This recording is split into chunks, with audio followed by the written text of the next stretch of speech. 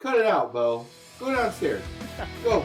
I'll be down in a minute. You know how it is, like starting up. It's hard as shit. Whether they're good, bad, or ugly, getting the message out there that people aren't just like these superstars or shitbags. Like, there's a point behind everybody, what they're doing. I'm a fucking moron. Mike. Hey guys, welcome back to another episode. With you as always, me, Ben. Today, my special guest for you. He is a musician. He's growing. Kind of just met over Instagram and stuff, but I'm very excited. Mr. Nathan Bess. Nathan, thank you for coming on the show. Yeah, absolutely, man. Excited to be here. Yeah. It's I always think it's interesting. I've talked to more, I guess maybe you call them influencers or comedians or what, like military, and then military stories and stuff. Yeah. And I've started getting into this branch of musicians, and it's so interesting hearing. You guys have like this cool where you look at the world a little different. You're artsy, but it's like not too artsy. It's good. Yeah, I know what you mean. Yeah, I'm excited to hear all about it, and we'll get going. Nathan, Cool. please tell us where are you from? Where'd you grow up? How was that like for you? Yeah. From Charleston, West Virginia. Grew up here, born and raised. Most of my family's from around this area, for a few generations. Small town. I mean, it's our capital city in West Virginia. So, I mean, there's a little more to do than other places in West Virginia, but still very slow down, which is awesome. That's what I like. Everything to be slow, and then if you want to do something on the weekend or whatever, you have the downtown area to drive into and figure something out, go get some food or some drinks or whatever. But yeah, it was great growing up here because I think where you did have like kind of that slow pace, it didn't feel as like overwhelming to grow up. You know what I mean? Like it was kind of more chilled out. Like, yeah, people wanted to go to college and do different stuff, but I mean, it was more chilled out. But yeah, I like growing up here. Yeah, it's those. I'm from a smaller town, but I've noticed with like mid-sized to bigger towns, especially in the South, it's not really like it's not too chaotic just yet. You got right where that chill spot is, and I'm sure in West Virginia that's a lot better vibe going on Yeah. there. What'd you do growing up? Like, were you into music back then, or Yeah. what turned you on then? The music's always been around. Like my family was always big into like church, so like church choirs and stuff. Like my mom was in choir and my dad was like in a choir and stuff. So I definitely get like the singing from them. But like yeah, like my mom would like sing around the house and stuff, and my papa played guitar a little bit. I didn't get to see him play too much because he was significantly older once I was born. My other cousins and stuff kind of got to experienced that, and I've heard good stories and stuff of how he would sit around and play these old tunes and had some of his own stuff, which is kind of cool. Like I wish so bad I could find like what he was writing, you know what I mean? Just to like see, like, yeah, it'd just be cool. But nothing exists that I'm aware of as far as like on paper or anything. So, but yeah, music's always been around. There's like a picture of me when I was probably 2 or 3, and I'm like carrying this little plastic guitar by the little strings and stuff, not even knowing how to hold it. But it was it was definitely always around. Kind of grew into more like the classic rock stuff. Like that's what caught my attention first. My dad was like showing me Pink Floyd and AC/DC. AC/DC is what changed like my life because I heard those guitar licks and those riffs, and I was like, dude, this is the greatest thing in the world. I want to be these guys. So I used to It's into young men to like yeah. AC/DC. They're just dude. they're just awesome. It's a natural course, dude. Yeah. But yeah, dude. So that's what got me a guitar. Was Angus Young. So I used to like listen to AC/DC a bunch, and eventually worked up to where I was like, all right, mom, please let me get some lessons. She was cool, and I was in like 5th grade, I think, and took some lessons in South Charleston at Gorby's music store. And he was basically like, what are you wanting to learn? Like, are you trying to be able to read sheet music and all this stuff? And I'm like, no, dude, just like teach me AC/DC songs or other cool classic rock. Like, I want to play Hotel California and stuff. So he just basically like would write out tabs and like different stuff for me to just learn songs that I wanted to learn as opposed to now he obviously taught me like some basic chords and stuff to be able to play those songs. But most of it was he was really cool about it. He didn't push the whole like, oh, you need to be able to read music or guitars learned this way. You know, I was fortunate that he was cool and was like, hey man, however you want to learn is what I'm here for. I'll help you in whatever way. So yeah, that's kind of how I got into music. I put that down middle school and high school a significant amount. I'd play guitar every now and then, but I got more into like football and sports and stuff and hang out with friends. But in college is when I got back into it. And I went locally around here. I went to West Virginia State University, which was Nice. like 10 minutes from my house, like where I grew up. So I saved money. Yeah, I saved money, which kind of, I mean, it was great for me because I'm not a guy, like if it was up to me, I would have went to WVU, but it was a little too pricey. I didn't really want to Yeah. get into that, especially because I didn't have a set plan. Like if I knew for sure, like I want to be a lawyer or something, like, yeah, I would have went down that path, but it was cool being at state because then I was able to go up to WVU to like my buddy Nick's house and stuff and hang out with them on the weekends. So I kind of had the time back here to not be distracted, get my schoolwork done, then go party in Morgantown on the weekends. But it wasn't a Dang. party 24/7. Party 24/7, I would not have made it through, dude. I would have been out of there in a year, if that.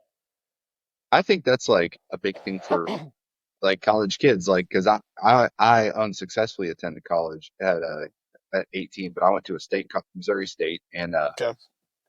when you get away from your family life and it's all up to you of what you do, and you don't know the repercussions, you go, Yeah. I can do whatever the fuck I want, and Yeah, then dude. it, with that, you got your parents there, so it keeps you a little level headed. That's good. Absolutely. Yeah, man. Yeah, It worked out for me. So yeah. What'd you go to college for? I actually went for business administration, so just like a general degree. So, but I ended up like doing my major was marketing. So I ended up it's something that at least helps a little bit understand at least a little on the side of what I'm doing. I mean, the music stuff's so crazy.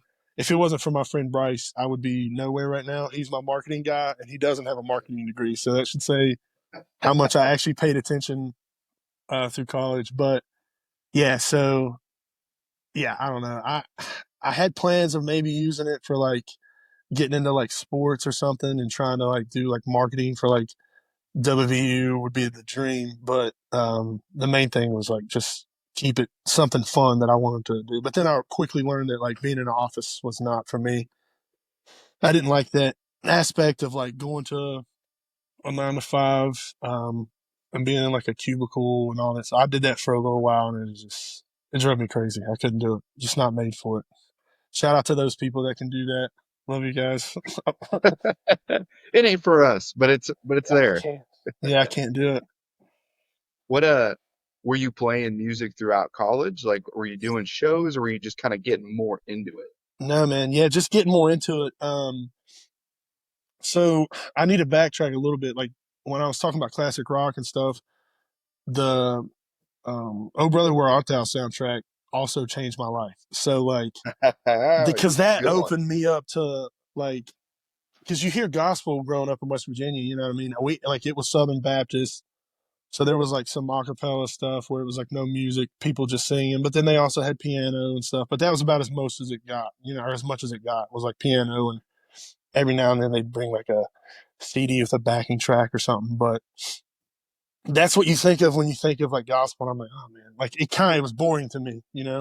Now I Yeah. can look at it and appreciate certain parts of it for sure. But when I was a kid, I'm like, this is boring, dude. I want to hear Angus Young rip a 4-minute guitar solo. Like, but then once I heard like the Stanley Brothers gospel, if you will, you know what I mean? Like that Yeah. bluegrass side of the gospel stuff is what got me Hmm. excited because I'm like, oh man, like I'm not even getting into the religious side of stuff. It's literally just the traditional instruments being used, the way they sing, the harmonies and stuff. That just was like mind blowing to me because I was like, oh my God, this stuff can be cool. Like that's crazy.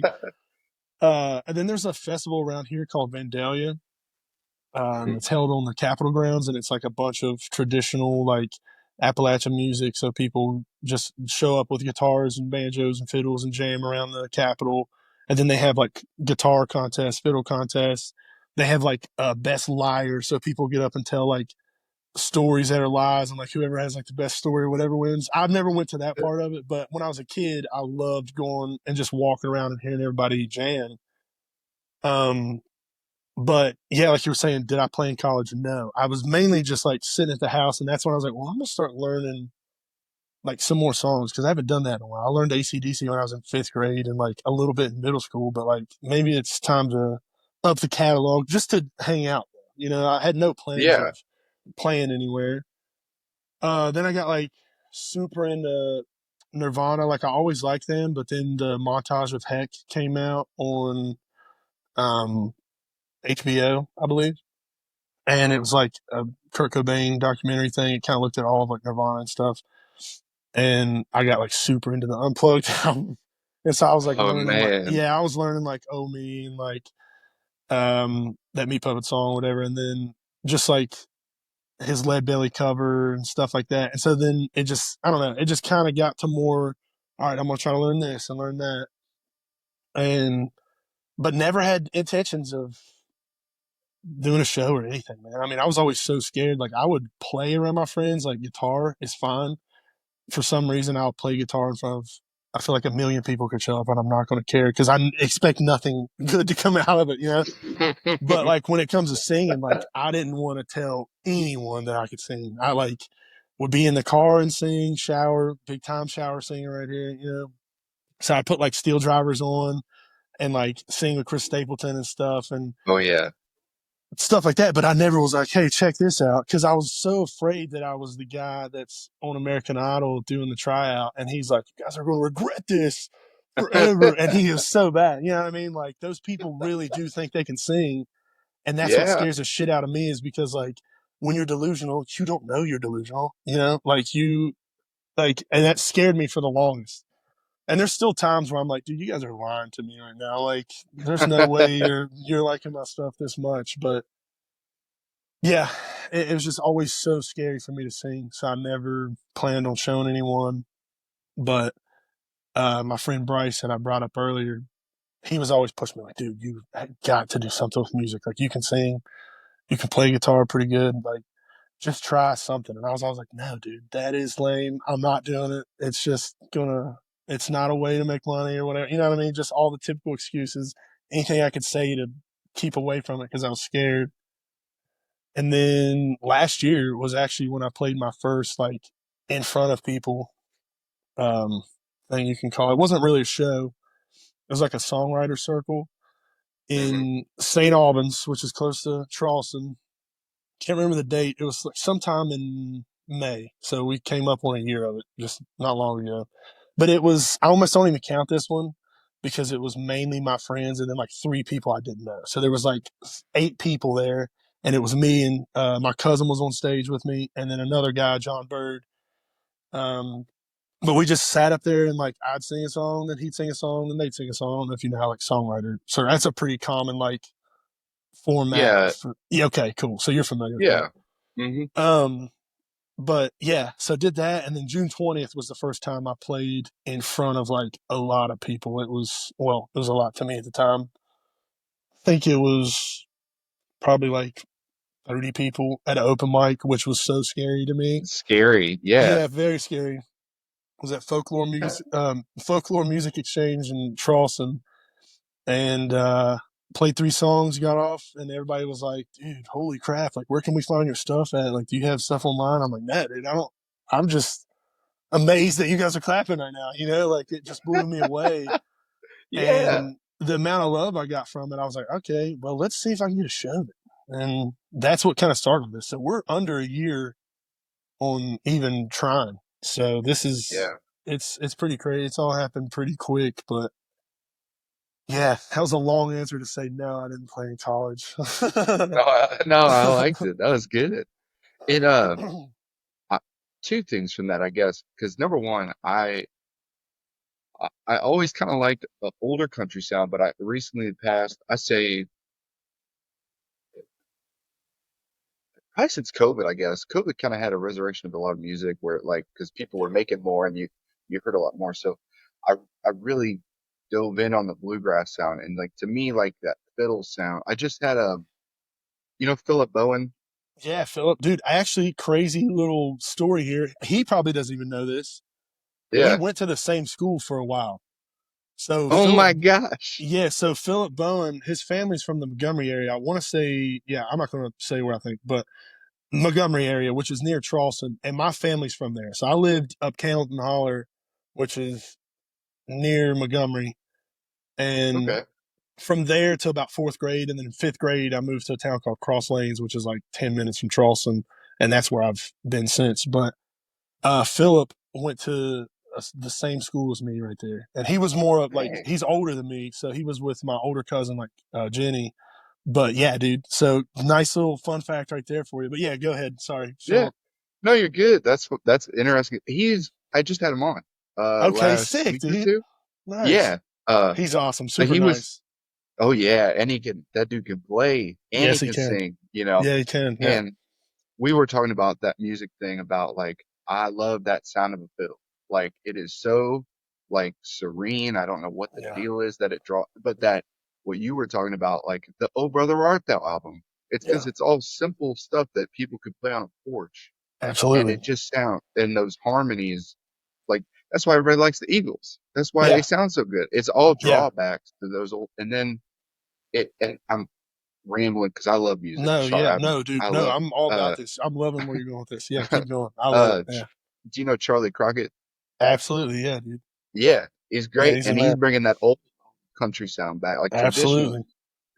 Uh, Yeah. he talked about how music is cyclic and how you look at. He was like Nirvana, and then he heard Leadbelly, and then you go Absolutely. on that, and then he goes, and then you keep going back and back and back, and you go, oh, all this is just built on top of stuff, but the Absolutely. foundation's still there. So he's like, Yeah. we're all just trying to do the same thing over and over again in different ways, slightly. Like it's so Yep. and I think there's I'd say that I'll put my name to that. I think there's a resurgence of kind of bluegrass Americana coming out right now. Oh, absolutely, dude. They want that traditional sound again, where it's not Yeah. all carbon like carbon copies of everything. They want something Yeah. that's real and that sounds real, that people are singing about Yeah. truths to them. And Absolutely. yeah, I love that. I listened to some of your stuff, man. I didn't get a chance to listen to like a full album and stuff, but Yeah. like you have a grit to your voice that's like you're truly singing about what you like and stuff. And Yeah, that's man. good. I What? appreciate it. No problem. So you're doing all that, you get into this, and then what was that mark for you from that point of basically going up to that singer songwriter circle? What made you go, I'm gonna go at this hard? Like what made you want to do that? Um, honestly, I've always looked at like I don't know. I've always looked at it as it's being scary because judgment or whatever. You know what I mean? People judging you like never done good with that. So like this is the wrong business to be in when you feel that way. But I feel less that way now. I was tired of like just spectating, if that makes sense. I was like, dude, I have a chance to like do some stuff that like people would love to do. Like even if it's just putting music out to put it out. You know what I mean? I'm not even saying anything coming from it. But just to be able to do that, why am I not doing it? Like I have one life, you know what I Yes. mean? It's crazy to let me hold myself back just because I'm scared of what somebody thinks or what if they don't like this song. Of course, there's going to be people that don't like any of my stuff and turn it off or skip it immediately. And that's fine because I'm that way with certain stuff. So I kind of look at it that way. And that's kind of how I talked myself into it was like, all right, we're going to do this. But then what really made me say, okay, we're doing this was after that open mic on June 20th. That was because that was people that owed me nothing. They didn't have to say anything. Up until that point, it had been like family and friends that had kind of heard me. That I was like, hey, I think I might try this thing out. Do you want to hear this and see if you like it? And people were like, dude, what the hell? Like, you can sing and you can play. Like, we had no idea. But when it's strangers, which sucks because like my family loves me, you know what I mean? I should be like, I value their opinion more than anything. But there is something about getting a stranger's approval that's when you're like, okay, like nobody's telling me this because they care about me or they grew up with me and don't want to hurt my feelings. They're not going to see me again. They don't care to say, yeah, your stuff was really bad, dude. You should not do that. So whenever they said the opposite and they were like, holy crap, you're good. Where can I find your stuff? That's why I was like, all right, you know what? I'm going to give this a real shot, give it a run. And, yeah, just started trying to make stuff happen. It's a slow, I mean, I say it's slow and it's all went pretty quick, but it was hard to get those connections to get paid shows though. Like I'm very fortunate that there's a good community here in Charleston that people were kind of giving me some assists on that. One of the places, Fife, they had a person cancel, and the folklore place, I had been to a few open mics, so they were kind of familiar with me at this point, and they text me like, "Hey, dude, they're looking for somebody over at Fife, which is like a brewery." And they were like, would you want to play? Like they're looking for somebody. I was like, yeah, absolutely. And had to drive an hour to get home to get my stuff. But I was like so excited because it was like a paid thing, but I wouldn't have got Yeah. that because I'd already sent them an email trying to get on there and everything. But it was that connection that got me in there. And so it's tough building those connections. It's fun because I mean, you meet a bunch of cool people, but it just takes time to get into those spots where you're making some money on it and getting to play for folks that want to hear music. So. Yeah. I think that's where, like what I'm doing overlaps with you. Like, cause like you, I was scared shitless. Everybody was going to be like, you suck at this or whatever. When in Yeah. reality, it's never the case either. Come to find out, I've learned like nobody's going to do that. But, um, and then I just got to do this. I'm tired of sitting on the sideline. I think I can make something good. And then you do it, and I don't care how many people say like, I mean, I'm not really getting a lot of negative feedback on my stuff, No, no, but no. the people that do, the random ones that like, maybe I know in passing, I barely know them or something, or no. random people, when they say great comments about it, they go, oh, that was a great episode, whatever. It fuels you. Then Yeah. that'll fuel you to keep going, no matter if it's one people or 100 or 1,000. You'll keep wanting to do it over and over. Yeah. Um, so I can I definitely agree. relate on that. Yeah. But then that's what I want to jump. Your last part about you being out there, with gigs and stuff. Yeah. I would imagine where you're at, that's a great little uh hatchery for music. Yeah. Would you say that, or do you kind of got to travel around a bit? It is in terms of we do like we're lucky in Charleston and even in Huntington. Huntington's got like a cool music scene. Like the Loud, they have open mics there, and there's like a lot of little spots um there as well as Charleston that are trying to get more people to come out and play. Like we have an outdoor area that they're really pushing in the summer to like book a bunch of local people and stuff, which is great. And so there's definitely more opportunity and stuff like this. But the problem still is with it being like low population and stuff, like you get people out to stuff, it's definitely getting busier, but not everybody comes out and supports. So Yeah. that's the toughest part about here is like that's why you got to go play other areas because our population's also a little bit like we have an older population here, so Hey guys, quick break for the show. Let's talk about emergencies. You never know when life's going to throw you a curveball, and then that's where this new brand called Jump Medic comes in. Whether you're hiking on the ground, riding around a Humvee, first aid kits they're selling are like a tank in a bag. They're rugged, organized, ready when you need them. I've got one myself, and let me tell you, the peace of mind fits perfectly in the trunk of your car. Head on over to jumpmedic.com. A discount code will be coming out soon. Stay safe out there. Let's get back to it. Oh if yeah. you're not really playing, you know what I mean? Like my stuff kind of works Mhm. with older folks. Like I have some people that definitely like my stuff and come out to shows and they're older, but maybe for other artists that are playing some like newer sounds stuff, they're not going to get as much love around here. Doesn't mean they're not good. You know what I mean? But I Yeah. think there still is like, I know what you're saying, and we have a lot of great talent in Charleston, but most people do have to like kind of, um, to make money, you have to kind of travel out of the state to be able to kind of get your traction going with people and be able to make money while you're doing it. So, but there's still Yeah. some great like venues growing. Like the folklore place is great. They're doing a lot of really good stuff. They're having shows. We got the Capitol Theater downtown. I mentioned Fife Brewery, Short Story Brewery also does it. Taylor Books is a really cool spot. So there's plenty of places that are trying to get people to play and giving opportunities to artists. But I think it does matter that we're smaller here. So like it's a blessing and a curse because, like you said, I mean, you have enough people to go out and play it, but you're not really playing for that many folks. So you still got to kind Yeah. of travel out and try to grow your fan base outside of the state. But Yeah, I mean, yeah. And to a certain point, I'm sure everybody has to do that. It's just there. Maybe it's kind of pushed on you a little early on, which is, yeah, and you're making that work. Are you going out to these other spots? Like, are you traveling yet to go to yeah, gigs and stuff? yeah. Yeah. So I've Where you played headed out to? I've played a good bit in Ohio, and a lot of this is off of like connections. So it's all been close stuff. So um, Ohio, I've played a bunch. Played a few times in Maryland now. Um, we're going to Kentucky this week. Trying to think, I got a show in July 2nd. We're going to Atlanta at Eddie's Attic. That's a big one. That one's going to be sweet. Buy your tickets, everybody listening.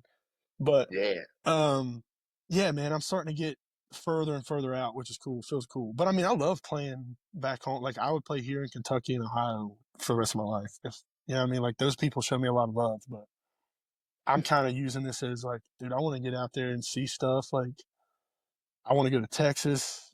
I want to see Colorado. I want to see Montana. I want to go play those cool spots.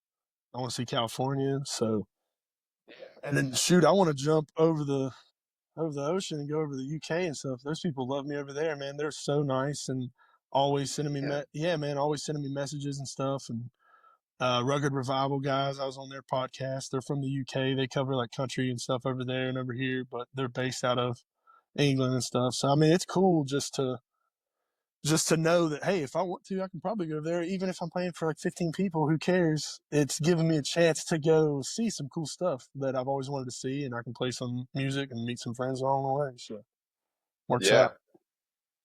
You're the traveling for sure. With you being based there, is that where you draw your roots from, like for your songwriting purposes and stuff? Do you go in with like a mission of I want to write about this, or is like a theme to it, or how do you go about that? So I've done that before. Like there's definitely times where, excuse me, sorry about that.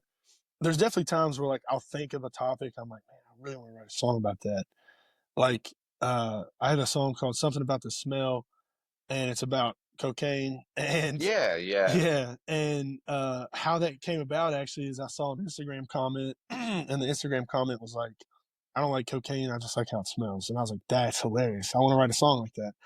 yeah. But if you've heard it, you can tell that the song didn't go in like a funny way. Like the No, it's I topic was was gonna started. Yeah, I listened to that one and I was like, you were laughing about it at first, and I go, I thought that was kind of a sadder song. it It is a sad sounded, song, dude. Yeah. yeah, Yeah, so that's what I was going to get at is like music is cool to me because it's like these songs already want to be made. I know that sounds weird, but it's like the way that it comes to you in certain times. Like, I'm not trying to sound all like super heady about it, but it does feel weird, like writing songs sometimes because you're like, dude, where does that even come from? But like that song went a little sad, you know, and it's kind of about yeah, struggling with addiction and different things. And I think that's why so many people have related to it. And it was kind of like that song knew it needed to be made or something, you know, and it just kind of used me to get out. Um, but the, the, yeah, I would say the best way for me to write is I like to just sit down with the guitar and find the music first, like find the chords I want to use first. And then I'll kind of let that decide like my mood of the song or whatever. And then I'm like, okay, well, how does this make me feel? You know, like what am I yeah, thinking? yeah, What am I thinking about when I hear these chords? Is anything jumping out trying to like tell me something? You know? yeah, But my state and like where I'm from for sure influences my music and even like my idea of what I want to be at later. You know, like I really want to be able to keep traditional stuff in the mix because I think it's important to keep that stuff alive. I'm not a good enough musician to be able to play those cool fiddle tunes on the guitar, and like definitely can't play fiddle. When you were talking fiddle, dude, that's my favorite instrument ever. I wish I could play it so bad. I love that sound. There's no greater sound than a fiddle. But yeah, so where I'm from definitely influences it. I got a few songs that are for sure about where I'm from, like how I view things, how I'm trying to view things, maybe certain situations I know other people have been in. Um, so yeah, it influences it, but I don't sit down trying to make it. It just kind of happens that way. Yeah, that's, I mean, that's like, I never thought of it that way, like where you play the music and that the music hit, the music makes you feel certain ways, but that makes sense then how you would go about that. I never heard that aspect before. Um, where, you're playing shows right now. What about, album work, recording times? How's that Yeah, going for you? it's going good. We just actually got back recording. Recorded a few songs. Nothing, no like lengthy albums yet. I'm trying to still get to a spot where number one, money. It takes a lot to record. I'm independent. I don't have anybody, like there's no labels or anything involved. So I'm not we got to come up with the money ourselves to be able to do stuff. And like I said, I can't play fiddle, so I got to pay somebody to play fiddle. Shout out to Brenna Wheeler. She's great. She's on any track you hear that I have on Spotify right now. If there's a fiddle on it, it's her, and she's great. So I want to shout her out real quick. But since I can't play it myself, I got to pay people to play things. So it takes money, and studio time takes money, and engineers take money. And shout out to Tate. I want to lots of shout outs, but there's a lot of good people Yeah. with me right now, and I just want to make sure they feel the love. But um, yeah, I do want to make an album soon, but there's nothing coming immediately. But I have like singles and stuff loaded up to put out in the meantime, because everybody sees that like today I got the million mark on something about the smell, million streams on Spotify, but I mean that's still not, yeah, which is cool, super great. Um, Definitely want to appreciate those moments when they come. But what I was getting at is, it's not like I'm making $1 million on that. Like the way Yeah. they pay is super low, and it's also staggered too, to where it's like a 2 or 3 month reporting time on like whatever I did 3 months ago is what I'm getting paid for right now. So there's that Oh, dang. delay. Yeah, so there's that delay and everything too. So yeah, everything's going great. I'm not trying to complain at all. Just saying, folks that want an album immediately, I'm trying my best. I ain't got the money to do it right now. We're trying out here. We're having fun. We're trying to play shows, get out and see everybody, and still find time to record. And I record in Nashville, which is about 6 hours away from me. So Oh, I didn't know it was that close. That's not too bad. yeah, dude. Well, that was another thing I was going to mention earlier when you were talking about where I'm at and if I'm trying to like go out and stuff. West Virginia is honestly money zone for like being based out of. I'm not sure why there's not more bigger artists based out of here, other than the fact I guess they can't just pick a night to go play some big venue. But we're super close to Ohio, obviously. Like I Hmm. think Cincinnati is, or Columbus, I mean, is like 2.5 hours, if so, if that.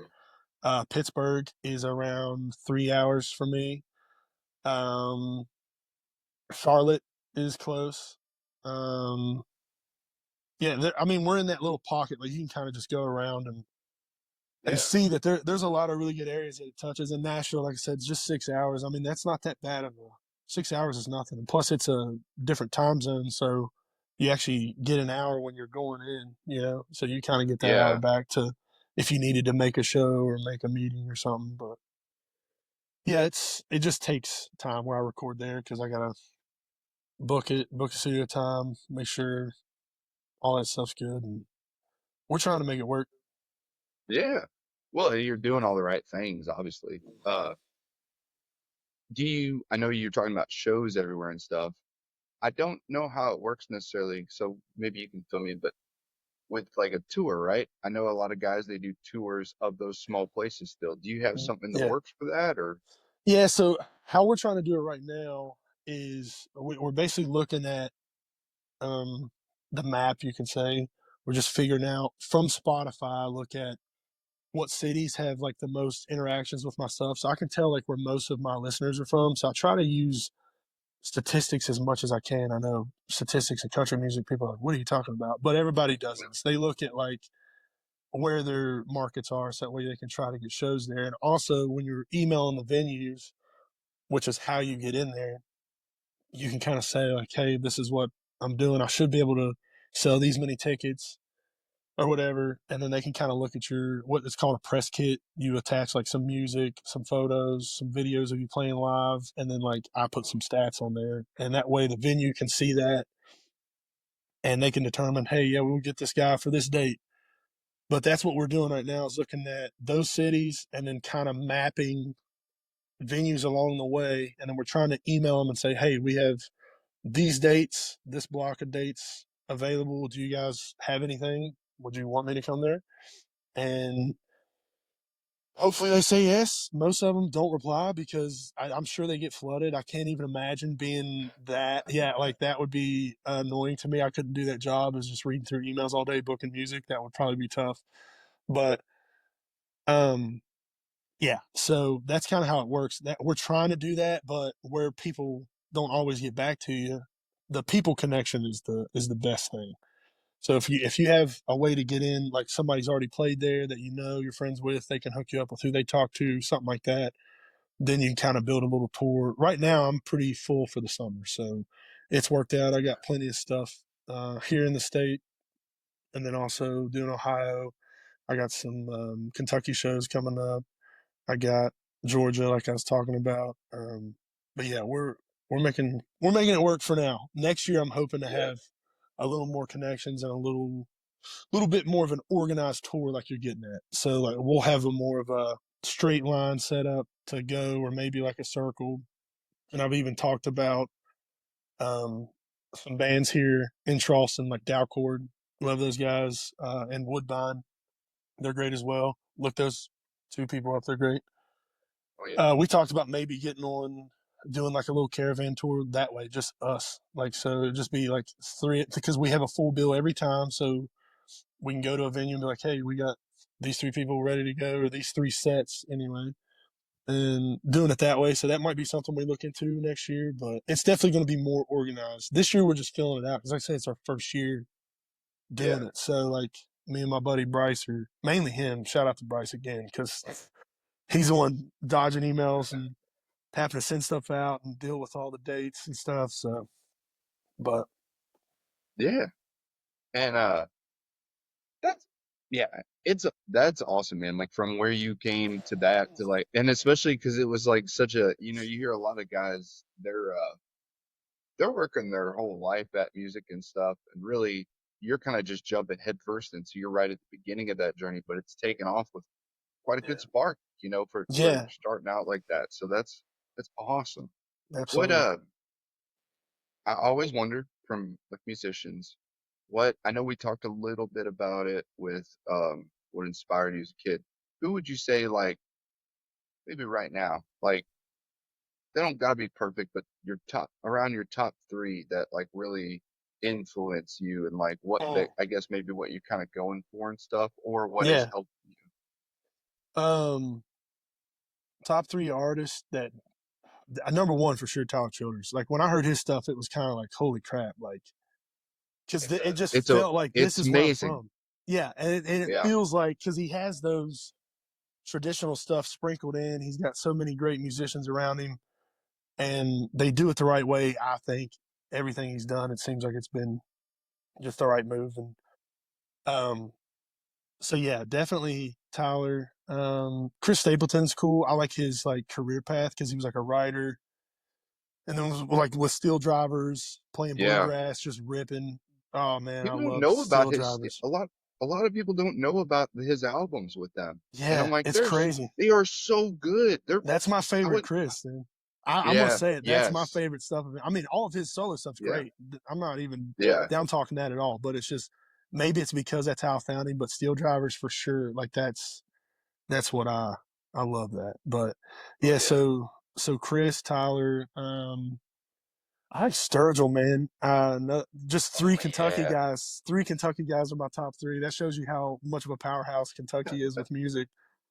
Um, but yeah, Sturgill's cool because he doesn't care, and even Tyler too. But he just doesn't care. Like, I mean, he wants the fans to enjoy themselves, but he's not going to like listen to you to do his stuff. Like Oh he yeah. he puts out his albums how he wants to do them. He doesn't, you know what I mean? He stays back too. That's another big thing with especially Tyler and Sturgill is like kind of staying out of like you're not seeing them all the time in stuff or No. hearing about them and stuff, but they still sell records and they still have crazy good tours and they get to do really cool stuff and they provide for their family and their friends and that's what I'm trying to do is not if I can get to those, oh, I don't see me doing that, but like that would be ideal is to get to a level where I can just go play cool spots whenever I want, but I'm like in the background of stuff like that. They're doing it right. They get to play with their music, have fun, put out what they want to put out. They're not listening to somebody on, hey, this is selling right now. You need to do this. They're just, they're doing what they want to do. So, Well, there's something beautiful about that stoicism where um you have so many people nowadays that are musicians, but they want to be an influencer and yeah. like be in the spotlight all day. But I've noticed a lot of like, especially old country singers, but then not so much now the what they'd call like main country, I guess you'd Yeah, like call it. mainstream stuff. Yeah. Yeah, like Morgan Wallen and stuff. Yeah. They're like all in the news, and you're like, Yeah. I don't really care about their private life. Like I just Yeah. want to hear the music, and that's no knock on anyone, but I No, yeah. love like Sturgill. He puts out a random album that nobody knew about called Johnny Blue Skies. Yeah. And what do you know? It's still a banger. It's Oh, still a it's great album. full of heaters, dude. Yeah. Yeah. Yes. So good. And but what did he do? He just put it out there and said, if you like it, you like it, and then toured it. And now Yeah. he's like, I'm gonna go back. I'm gonna get in the studio again as Sturgill and put Yeah. something out. And I'm Yeah, like, man. that's amazing. Tyler, he did Yeah. the fiddle album, an Yep. entire fiddle album, no, like Yep. instrumental. Yep. So I love that kind of stuff. I agree with you completely, man. It Yeah, man. was, and I'm from talking to you, man. You're like we said, you're doing the right thing, but you're the type of person that's gonna make this happen. It's gonna be good. Hopefully, man. I'm hoping that'd be cool, dude. I just want to do Yeah, cool stuff, man, and be able to provide for my family and stuff. So, I mean, that'd be awesome. I'm just kind of enjoying the ride right now. Yeah, obviously, there's a plan on getting me on certain shows or whatever, but like for the most part, we're just kind of enjoying this ride, and just seeing how far we go, having yeah. fun with it. Are you Here's the last question, I guess. Are you fully doing it full time now, or do you still have a job? Where no, okay. No, yeah, I'm a full time fireman at South Charleston. So like Oh every third shit. day, yeah, I work 24 hours on, 48 hours off. So it kind of works out with music because you do have those 2 full days off. And then we have Kelly Day. So it's like through like the union and stuff. You can look back, it like goes back to like the Chicago mayor back in the day for firefighters and stuff. But basically, it's every 10th shift paid off.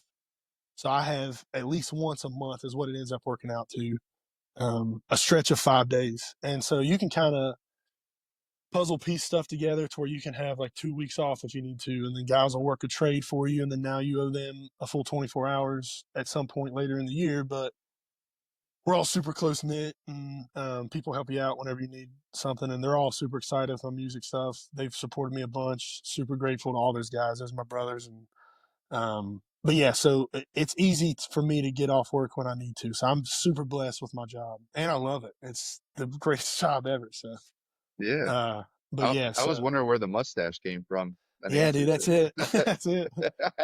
There it is, dude. Man, that's awesome. Well, first of all, thank you for your service, being a good public servant like that. It's awesome. Yeah, Um, we have fun, man. We enjoy it. oh yeah, I hear the stories. I love it. Yeah, dude, they're fun. It's literally I couldn't have asked for a better career. It's been awesome. So I love it. Yeah. Well, good man. I we got the full picture of you, I think, and I loved hearing every minute of it, dude. And Oh man, I'm happy for you, and I hope to see you continue to progress because that's where you're headed. thanks, man. I appreciate it. Thanks for having me on. Really appreciate it. It's been fun talking with you, dude.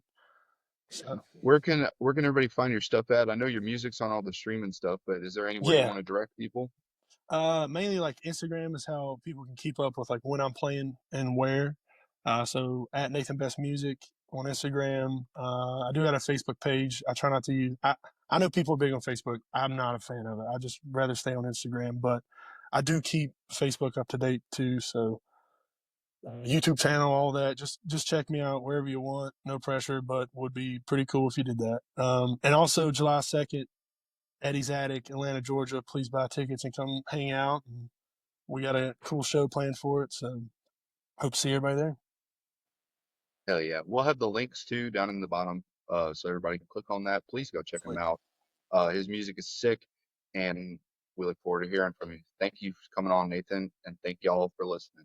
And we'll see y'all next time.